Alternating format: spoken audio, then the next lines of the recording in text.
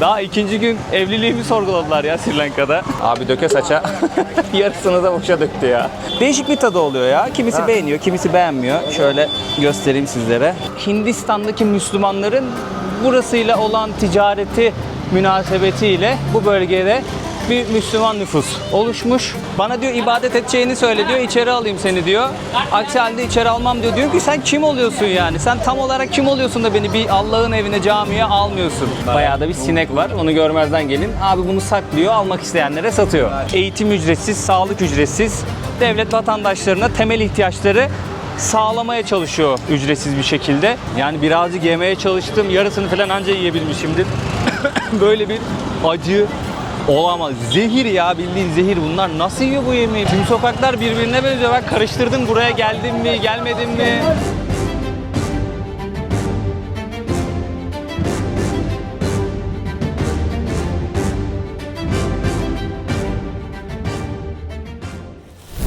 Sri Lanka'nın başkenti Colombo'dan herkese selamlar dostlar. Nasılsınız? Umarım iyisinizdir. Keyfiniz ve sağlığınız yerindedir.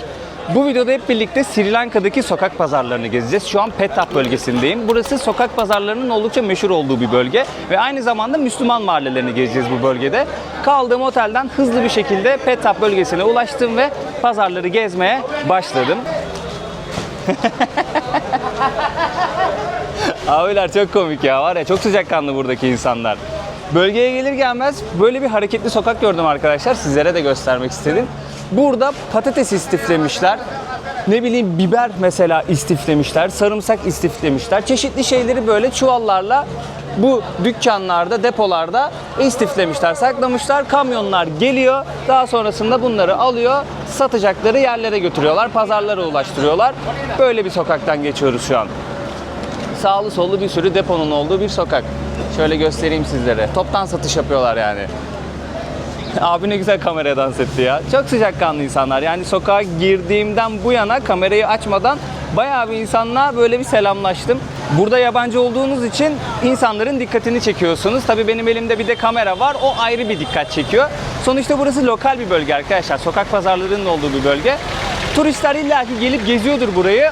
Ama genelde buranın yerlilerinin çalıştığı, işlerini yürüttüğü, alışverişlerini yaptığı bir bölge burası. Baksanıza bayağı da bir kalabalık. Burası tıkanmış durumda. Şu kamyon tıkamış. Biz buradan geçebilecek miyiz? Abimizi takip edelim. Sıkışırsanız yerelleri takip edin. Birçok yerde üniformalı arkadaşı gördünüz. O polis. Birçok yerde polisler var. Güvenliği sağlıyorlar, kontrolü sağlıyorlar. Böyle bir ortam arkadaşlar. Genellikle böyle el arabalarıyla bir şeyler taşıyorlar. Depolara götürüyorlar. Oradan da alıp başka kamyonlara yüklüyorlar. Dediğim gibi pazarlara ya da nerede satılacaksa oraya götürüyorlar malları. Genellikle patates gördüm, soğan gördüm, sarımsak gördüm ve kırmızı biber gördüm. Kuru kırmızı biber. Sri Lanka'nın meşhur eski otobüslerine benziyor diyecektim ama ona benzer bir kamyon bu. Abi bu sokaktan nasıl geçeceksin sen ya? Bak direksiyon sağda. Hello. Direksiyon sağda. Otobüse benzettim de kamyonmuş. Dedim otobüsün ne işi var burada? Eyvah eyvah. Baksanıza kablolara mablolara. Burası kilitlendi. Beden gücüyle buradaki abilerimiz ekmeklerini kazanmaya çalışıyorlar arkadaşlar. Hepsine kolaylık diliyorum. Bütün emekçilere selam olsun. Güzellikler diliyorum, kolaylıklar diliyorum hepsine. Abi ben şuradan geçeyim, sana zahmet.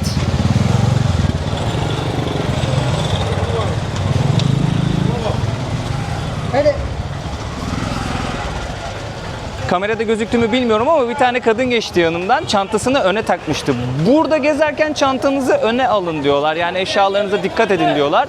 Dünyanın her yerinde dikkat etmek gerekir tabii ki. Yani bunu uyarı olarak gezecek olan herkese söylüyorum. En güvenli yerde bile dikkat edin. Ama şu ana kadar geldiğimden bu yana Sri Lanka'da herhangi bir güvenlik problemi yaşamadım, görmedim, dikkat etmedim. Tabii gezdikçe daha net anlarız diye düşünüyorum arkadaşlar. Şu an kalabalık olan yere geldim. Pazarın derinliklerine doğru daldıkça kalabalık artacak arkadaşlar. Bu pazarın şöyle bir dezavantajı var. Trafiğe de açık. Yani sağlı sollu dükkanlar var. Ama ne yazık ki trafiğe de açık. O yüzden rahat bir şekilde yayalar burada gezemiyorlar, dolaşamıyorlar, alışverişini yapamıyorlar. Dikkat etmek zorundasınız sürekli. Tabelalara dikkat edin. Bir tabela karmaşası var. Ben mesela bu tabela karmaşasını hiç sevmiyorum. Bu kültür nereden geldi bilmiyorum ama sadeliği, o güzelliği bozan bir kültür bence. Bizim ülkemizde de öyle. Her yer tabela. Tabela karmaşası var. Anlamıyorsun ki bir şey. Bir de çirkin gözüküyor. Bilmiyorum siz ne düşünüyorsunuz ama ben beğenmiyorum açıkçası.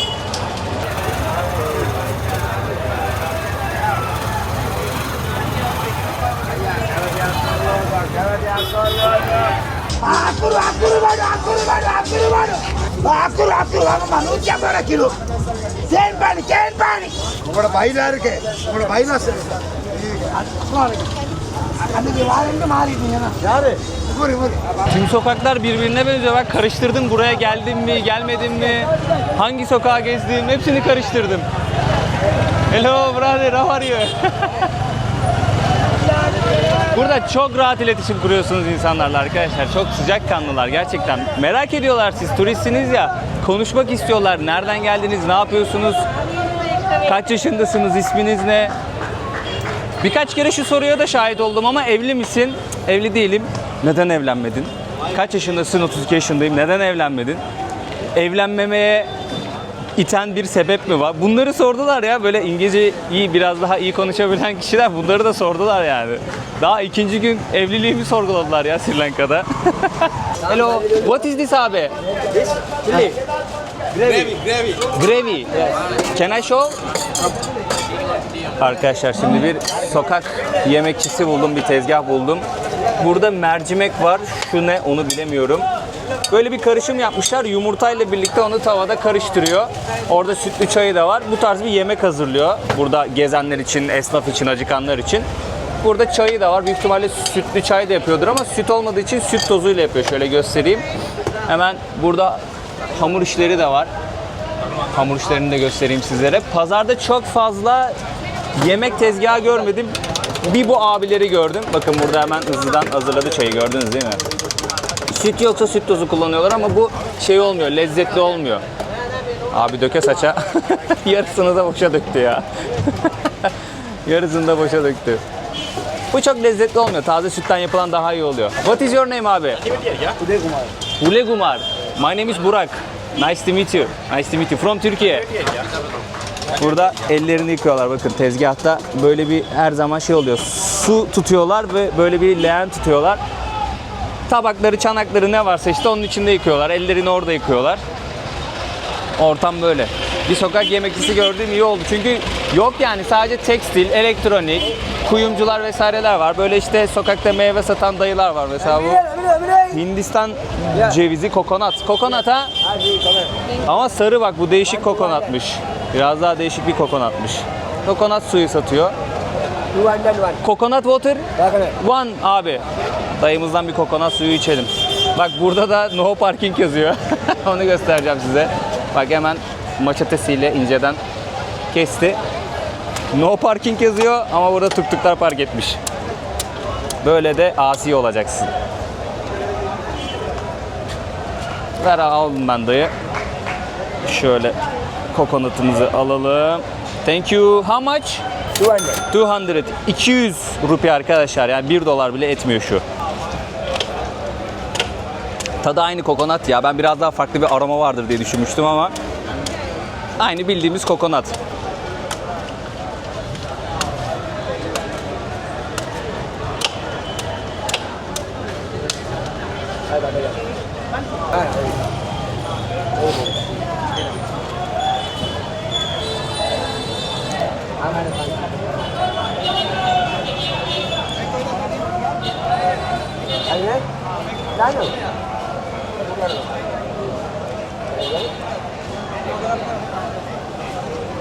Hindistan cevizi suyunu içtim şimdi. Dayı bunu parçalıyor, tamam mı? Bak içerisinde beyaz jel var. Şöyle göstereyim sizlere. O beyaz jel kısmını bıçağıyla, maçetesiyle çıkarıyor. Siz onu yiyorsunuz arkadaşlar. Bayağı faydalıymış bu. Hindistan cevizi suyu da faydalı bu arada. Şimdi o jeli de ziyan etmeyeceğiz, yiyeceğiz arkadaşlar. Değişik bir tadı oluyor ya. Kimisi beğeniyor, kimisi beğenmiyor. Şöyle göstereyim sizlere. Bak onu da parçalayacak şimdi. Yani suyunu da içiyorsun, meyvesini de yiyorsun yani. Öyle söyleyeyim sizlere. Thank you. Şöyle göstereyim arkadaşlar. Çok değişik gözüküyor ama ben seviyorum. Bir de bunun kurusu var.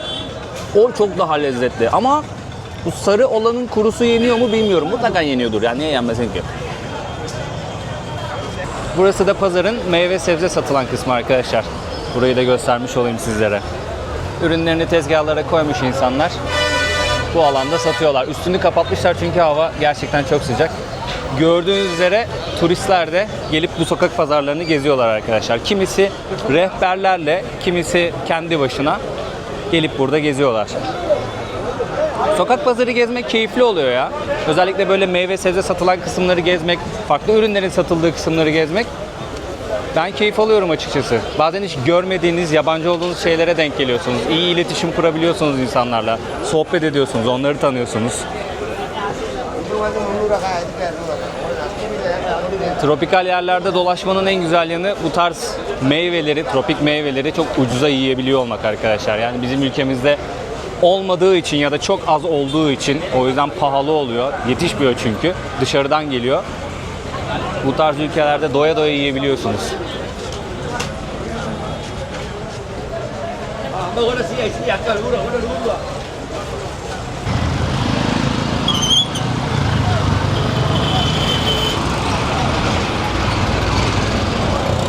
Arkadaşlar şimdi Pick.me uygulamasından bir mototaksi çağırdım kendime. Farklı bir bölgeye gidiyorum. Müslümanların yaşadığı bir mahalle biliyorum. Orayı göstermek istiyorum sizlere. Bu bölgeye tekrardan döneceğim ama öncelikle orayı göstermek istiyorum sizlere. Pick.me bir taksi uygulaması bu arada. Bu bir reklam değil. Buraya gelirseniz, Sri Lanka'ya gelirseniz Uber kullanılıyor. Biliyorsunuz o da bir taksi uygulaması. Bir de Pick.me kullanılıyor. Bunları kullanabilirsiniz. Bilgi olsun. Hemen karşımızda da Lotus Kulesi var arkadaşlar. Sri Lanka için oldukça önemli bir simge Lotus. Devlet armasında da motifleri varmış Lotus çiçeğinin. O yüzden önemli. Budizm'de de önemli bir yeri varmış Lotus'un. Buraya da 10 minvalde bir kule dikmişler. Lotus Kulesi. Bunlar da toplu taşıma otobüsleri arkadaşlar. Şöyle göstereyim sizlere. Hepsi rengarenk. Üzerinde bir sürü böyle desenler, motifler var. Şurada şu sarı yeri görüyorsunuz değil mi? Orada lokasyon yazıyor. Nereden nereye gidiyor? O yazıyor.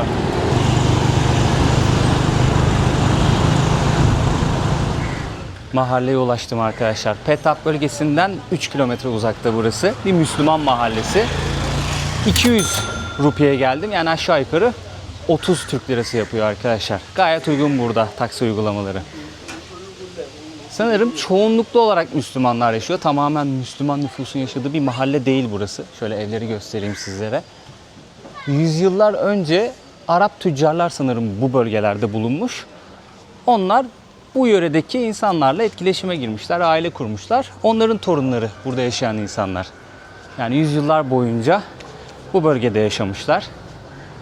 Bir kaynakta da şöyle yazıyordu. Hindistan'daki Müslümanların burasıyla olan ticareti münasebetiyle bu bölgede bir Müslüman nüfus oluşmuş.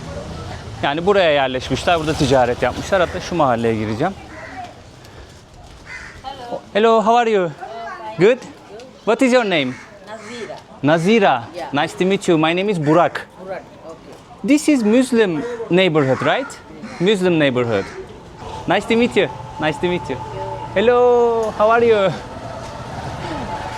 Yakışıklısı çıktı, şeye bakıyor, meraklı.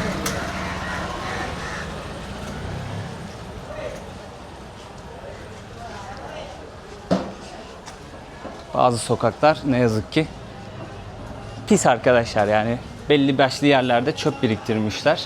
Çöp tenekesi çok fazla görmüyorum ama belli noktalarda çöp biriktirme olayına sıklıkla denk geldim arkadaşlar. Bunu söylemek istiyorum. Burada kardeşimiz ne satıyor? Kurutulmuş balık satıyor. Hello, how are you? Kurutulmuş balık satıyor burada. Şöyle göstereyim. Orada bir kokusu var havada sıcak olunca. Bir de kokonatı var burada. Şöyle göstereyim. You good? What is your name? Kavinder. Havind. Havind. My name is Burak Burak. from How Turkey. are you? I'm good. How are you? Your country? Türkiye. Okay. Nice to meet you brother. Nice to meet you. Bye bye. Kardeşimiz bu dükkanı işletiyor. Burada juice bar mı burası? Kahve mi yapıyor abla? Bir şey yapıyor burada. Aynen kahve yapıyor galiba. Çeşitli dükkanlar var. Burada mahallenin bakkalı var. Burada da bir tane bakkal var. Çok fazla tuk tuk görüyorsunuz arkadaşlar. İnsanlar bu tuk tuklarla taksicilik yapıyorlar. O şekilde ekmek kazanıyorlar. Çünkü çok ciddi bir iş sıkıntısı var. Birazcık para bulan ne yapıyor? Bu tarz böyle tuk tukları satın alıyor. Taksiye çıkıyor. Gün boyunca taksicilik yapıyor. Hatta çok fazla denk gelirsiniz böyle tuktuğun içinde uyuyorlar. Evine bile dönmüyor. Mesela bir iki saat kestiriyor. Gün boyunca taksicilik yapıyor. Belki gece dönüyordur eve uyumak için. Yani gerçekten çok zor bir iş. Kolaylıklar diliyorum kendilerine. Müşteri bulamıyorlar. Vesaire vesaire bir sürü şey. Bir de çok fazla tuk tuk var gördüğünüz üzere herkes taksici. Tabii kişisel olarak kullanan da vardır aracı. Yani araba alacak parası yoktur. Tuk tuk almıştır. Kıyafetlerine vesairelerine bakın. Birazcık farklı. Kültürel olarak farklı. İslam kültürüyle Güneydoğu Asya kültürünü harmanlamışlar. Özellikle erkeklerin kıyafetinde onu görüyorum. Kadınlar yine çarşaf giyiyorlar, başlarını örtüyorlar. Biraz daha farklı tarzda örtüyorlar. Mesela şu ablaya biraz daha dikkatli bakabilirsiniz. Biraz daha böyle hani başını tam bizdeki gibi bağlama değil de daha serbest.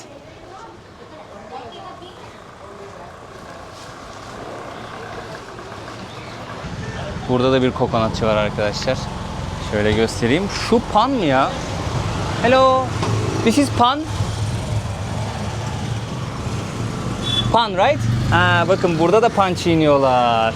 Şöyle tezgah göstereyim sizlere arkadaşlar. Daha demin içtiğimiz kokonat suyu. Abla burada pan da satıyor. Bu panı gezdiğimiz belli başlı ülkelerde göstermiştim arkadaşlar. Özellikle Bangladeş serisini izlediyseniz orada bayağı bir gösteriyorum videolarda, tanıtıyorum. Bunu o yaprak gördüğünüz yaprağın içerisine bir şeyler koyuyorlar.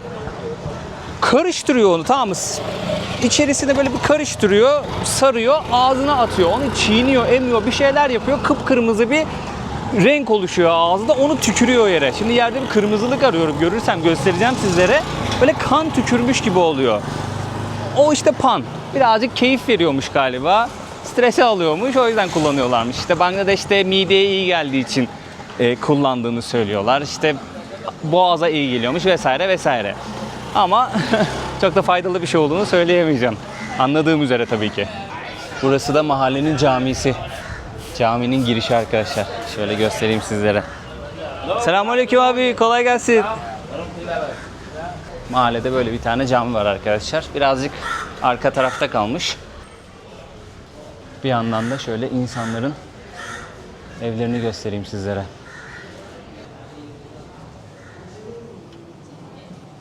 Caminin içinde göstereyim sizlere arkadaşlar. İki tane abimiz var, uyuyor.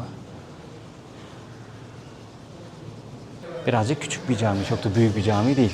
Ama yetiyordur bu mahalleye. Abimiz burada balıkçılık yapıyor. Tezgahını temizlemiş, balık satıyor büyük ihtimalle. Şöyle göstereyim. Biraz önce kesmiş bu balıkları, tezgahı da burası temizliyordu. Şöyle göstereyim sizlere. Burada poşetlemiş, bazılarını kesmiş. Bayağı da bir sinek var. Onu görmezden gelin. Abi bunu saklıyor, almak isteyenlere satıyor. Sri Lanka'dan ikinci video bu arkadaşlar. 2 videodur görüyoruz. Gerçekten yoksul bir yaşam var. Yani Colombo için bunu net bir şekilde söyleyebilirim. Sonraki videolarda köylere, kasabalara da gideceğiz. Farklı yerlere de uğrayacağız. Kuvvetle muhtemel oralarda da yoksul bir yaşam vardır diye düşünüyorum. Yani burası başkent. En büyük, en gelişmiş yer. Ama maalesef yaşamları, hayatları görüyorsunuz arkadaşlar. Mahallelere giriyoruz, insanların evlerini görüyorsunuz. Çamaşırlarını dışarı asmışlar.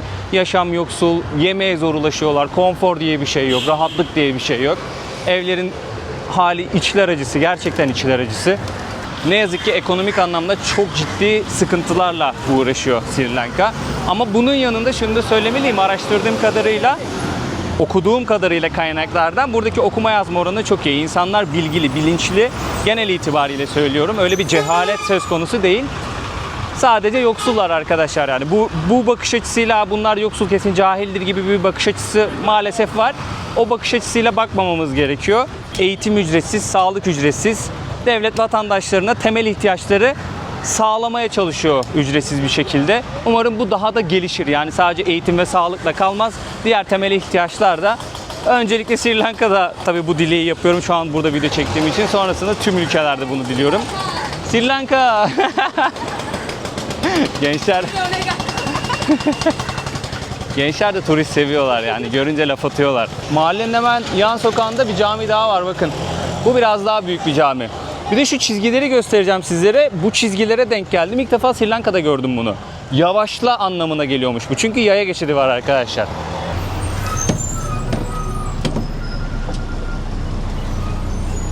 Bir tane otobüs gördüm arkadaşlar. Petta yazıyordu. Şimdi o bölgeye geri dönüyorum.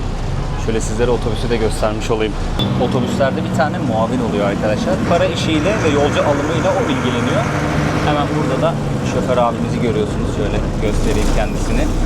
Direksiyonlar sağ tarafta.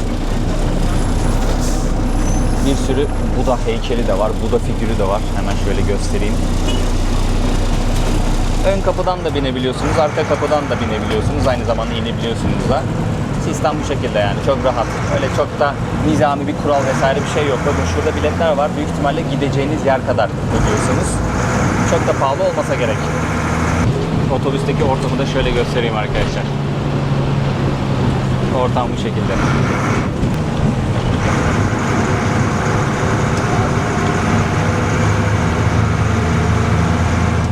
Okay, thank you.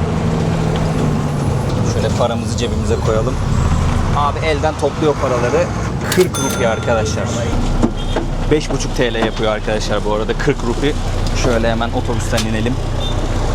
Otobüsler bunlar arkadaşlar. Şehirde toplu taşımanın bel kemiği bir otobüsler. Bakın ben burada Petta yazısını görünce anında el ettim. Abiye bağırdım. Petta mı dedim. Petta dedi. Hemen bindim. Elden paramızı ödedik. Petta'ya ulaştık. Dilerseniz tuk-tuk'a da binebiliyorsunuz. Mototaksi de çağırabiliyorsunuz. Keyfiniz nasıl isterse. Sokak o kadar kalabalık ki şu camiye ulaşmaya çalışıyorum. Bir türlü gidemedim arkadaşlar.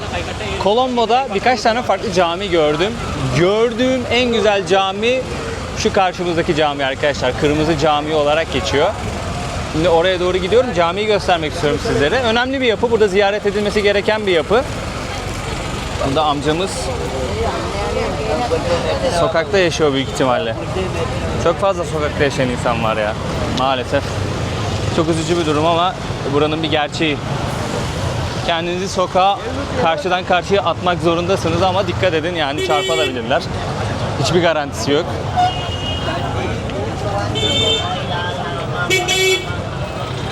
Caminin olduğu sokağa ulaştık sonunda ya. O kadar bir kalabalık var ki bir de öğle vakti. İnanılmaz bir yoğunluk var ya. Böyle bir şey olamaz yani. Ya şu araçları buraya sokmasalar var ya çok rahat olacak. Ama işte bu aracı buraya sokmasa nasıl bir şey olur onu da bilmiyorum. Bunlar en azından belli başlı sokakları kapatsınlar yani. Şöyle camiyi göstereyim arkadaşlar. Hemen önüne geldim. Birazcık yüksek bir cami. Görün istiyorum tamamını. Bakın burada turistler var. Turist grupları var. İran'dan çok fazla turist gördüm bu arada. Arkadaşlar sizlere avluyu buradan göstermek istiyorum. İçeri girmeme izin vermediler. Şöyle sizlere avluyu göstereyim.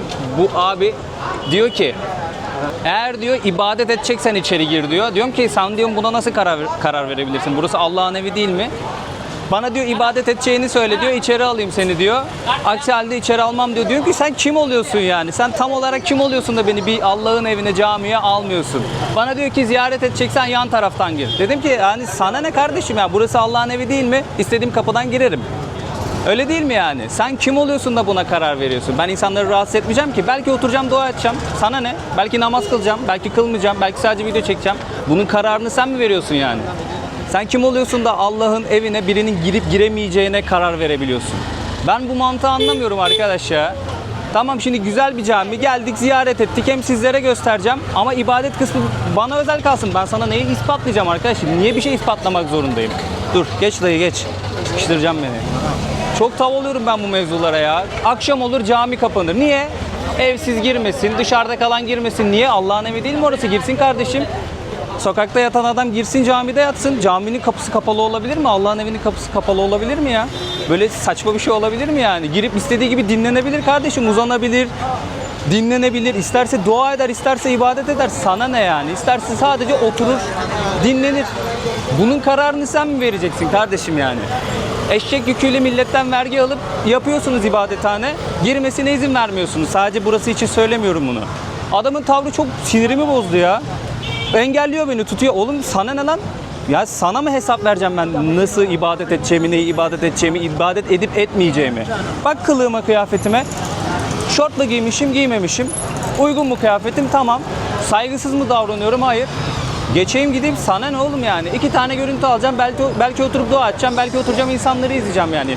Birini rahatsız edersem zaten tut yakamdan, at beni dışarı. Ona hiçbir lafım yok yani. Herhangi bir ibadethaneye gidip bu rahatsızlığı vereni zaten yakasından tutup atsınlar. Ya çok sinirimi bozdu adamın tavrı ya. Tıkmışlar orada bir tane yere turistleri. Bekletiyorlar. Abi niye bekletiyorsun adamları? Gelmiş orayı ziyaret edecek. Millete rahatsızlık vermeden topla bir yerde hemen hızlıca gezdir abi insanları yani. Niye soğutuyorsunuz insanları ya? Gelmiş dünyanın öbür ucundan gelmiş buradaki camiyi ziyaret edecek. Neden soğutuyorsun insanları o tavrınla? Şöyle camiyi göstereyim arkadaşlar sizlere. Harbiden güzel bir cami yani. Böyle mimarisi çok hoşuma gitti. Renkleri çok hoşuma gitti. Birazcık böyle Hint esintisi de var sanki. Göstereyim istedim. İçini de göstereyim. Avlusunu da göstereyim istedim. Adam sinirlendirdi beni ya. Sinirimi birazcık yatıştırmak için yemek yemeye geldim arkadaşlar. Sri Lanka'nın en meşhur yemeği. Rice and curry. Şöyle göstereyim sizlere. Böyle bir tabak geldi. Pilav var, kızartılmış biberler var, hamur işi var, patates var, dal var ve yine patatesli soğanlı bir şey var. Şöyle göstereyim. Ortada da beyaz pirinç. Bunun yanında da şunu eğemeyeceğim çünkü bayağı bir yağlı. Dana eti. Böyle yanında bazı şeyler var. Yapraklar görüyorum tat versin diye. Sri Lanka'nın en meşhur yemeğiymiş arkadaşlar. Şimdi bunun tadına bakacağız. Birazcık acı duruyor. Birazcık lafını geri alıyorum. Zehir gibi. Zehir, zehir. Zehir. Böyle bir şey yok. Oo, ben bunu nasıl bitireceğim? Tabii ki olmazsa olmaz kıl çıktı. Zaten hava sıcak, nemli. Neden bu kadar acı yiyorsunuz ya? Bir de garip baharat şeyleri de var, yoğunluğu da var. Onların o yoğunluğunun oluşturduğu bir acı da var. Bu kadar acı olmasa güzel yemek yani. Bu kadar acı olmasa harbiden güzel yemek. Hayatımda yediğim en acı yemeklerden biriydi arkadaşlar. Daha doğrusu yiyemediğim. Yemedim. Yani birazcık yemeye çalıştım. Yarısını falan anca yiyebilmişimdir. Böyle bir acı olamaz. Zehir ya, bildiğin zehir. Bunlar nasıl yiyor bu yemeği? Ben gerçekten şaşırıyorum ya. Bu tarz coğrafyalarda nasıl bu kadar acı yiyebiliyorlar? Sıcak, nemli. Mahveder abi insanı. Böyle var ya, burun akar ya normalde acı yiyince. Buradan her yerden bir şey akacak seviyede yani. O kadar acı. Of, neyse. 180 Türk lirası gibi bir şey yaptı arkadaşlar. 1300 rupi. 4.2 dolar civarı bir şey yapıyor. Uygun yani, baktığınızda uygun aslında.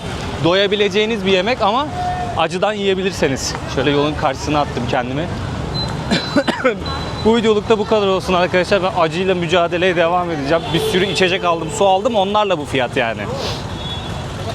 Kendinize çok iyi bakın. Bir sonraki videoda görüşmek üzere diyeyim. Kanala abone olursanız çok sevinirim. Bu sene için 500.000 abone hedefi koymuştum.